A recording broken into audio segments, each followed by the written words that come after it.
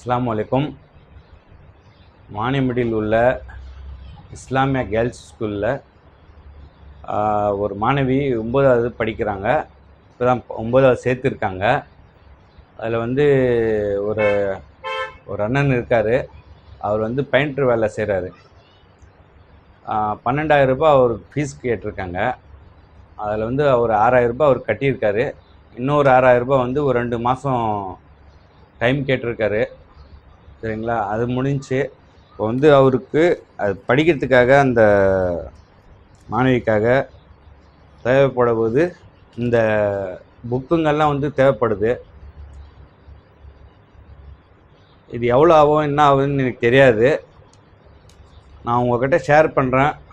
உங்களால் முடிகிற ஒரு 150 கொடுத்தீங்கன்னா அது சேர்த்து வச்சு எங்கிட்ட இருக்கிறதும் கொஞ்சம் காசு போட்டு நான் அந்த பிள்ளைக்கு வாங்கி கொடுக்கலான்னு பார்க்குறேன். நீங்கள் கொஞ்சம் ஹெல்ப் பண்ணுங்கள். ஏன்னா ஒரு வீடியோ வானப்பா எனக்கு. ஏன்னா அந்த குழந்தை வந்து அதாவது அந்த மாணவி வந்து படிச்சுன்னு இருக்கிறதுனால அந்த இதாகும்.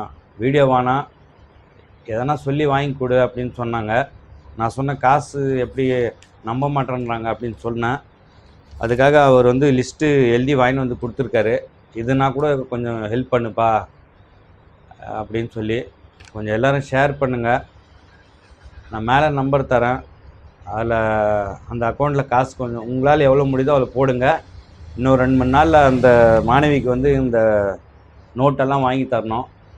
கொஞ்சம் ஹெல்ப் பண்ணுங்கள். கொஞ்சம் ஷேர் பண்ணுங்கள் ப்ளீஸ். அஸ்ஸலாமு அலைக்கும்.